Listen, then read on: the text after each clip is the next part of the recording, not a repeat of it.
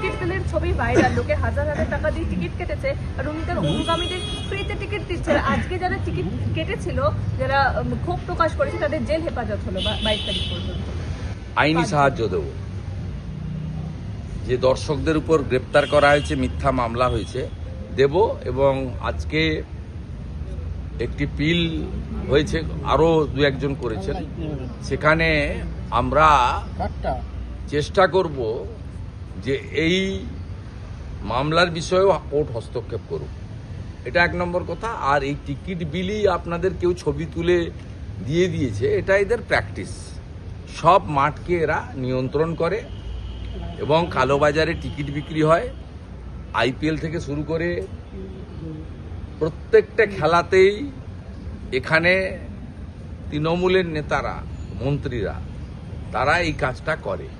এটা যদি ওই দিন যদি খেলা হবে, উল্টো খেলা না হতো, তাহলে এগুলো সামনে আসতো না। এটা এদের অভ্যাসে পরিণত হয়েছে। না, ওই তো পাড়ার কমিটি, যাদেরকে দিয়ে করেছে করবে না, ওই মমতার পাড়ার কমিটি, শুধুমাত্র আয়োজক, ওর পাড়ার লোকরা, ওদের সঙ্গে চপ খায়, চিংড়া খায়, ওদেরকে দিয়ে কমিটি করেছে।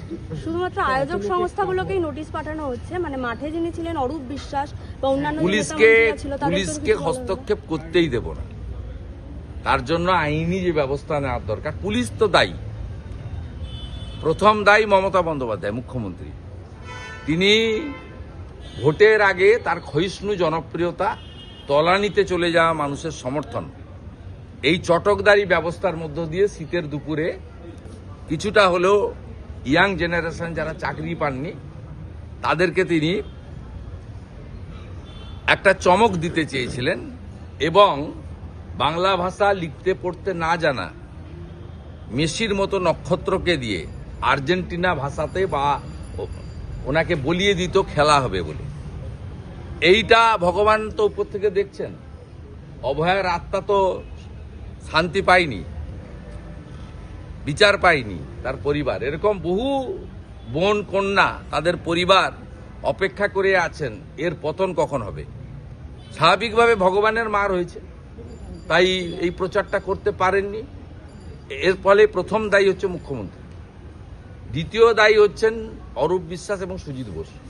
শতদ্রু তো একটি ইনস্ট্রুমেন্ট, শতদ্রু কেউ নয়। সারদা তৈরি হয়েছিল সিপিএম এর আমলে, তারপরে সারদা মূল ব্যবসাটা করেছে কিন্তু 2011 সালে মমতা ব্যানার্জি আসার পরে। এবারে সুদীপ্ত সেন ছিল ইনস্ট্রুমেন্ট, মমতা ব্যানার্জি ছিল মেন বেনিফিশিয়ারি। ঠিক একইভাবে সন্দীপ ঘোষ এবং বিনীত গোয়েলরা মূল দায়ী আরজি করের ঘটনায়, সেখানে সঞ্জয় ছিল একটা ইনস্ট্রুমেন্ট। এখানেও শতদ্রুকে একটা সিম্বল করা হয়েছে, স্কেপগোট, বলির পাঁঠা। উনি যুক্ত, কিন্তু ওনার ঘাড়ে বন্দুক রেখেই ওনারা ফায়ারটা করেছেন। আর শতদ্রুর সঙ্গে মুখ্যমন্ত্রী সহ সকলের ছবি আছে, একাধিক ছবি আছে, একাধিক ইভেন্টে মুখ্যমন্ত্রী এবং অন্যান্য প্রভাবশালী মন্ত্রী ইনক্লুডিং সৌরভ গাঙ্গুলি একাধিক জায়গায় শতদ্রুর সঙ্গে ছবি আছে। আমার কাছে আছে, কত ছবি নেবেন আপনাদের স্বার্থে আমি একটা পোস্ট করে দিচ্ছি,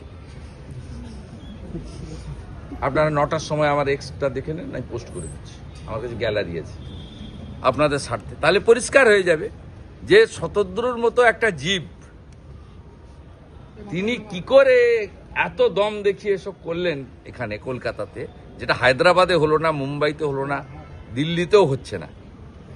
তার মাথায় তো হাত ছিল। পার্থর মাথায় যদি ঠিক লোকের হাত না থাকতো, তাহলে পার্থ তো এইভাবে অর্পিতাদের মতো অসংখ্য বান্ধবী তৈরি করতে পারতো না। আমাদের ভিডিও ভালো লাগলে লাইক এবং শেয়ার করুন। কমেন্ট সেকশনে গিয়ে জানান আপনাদের মতামত।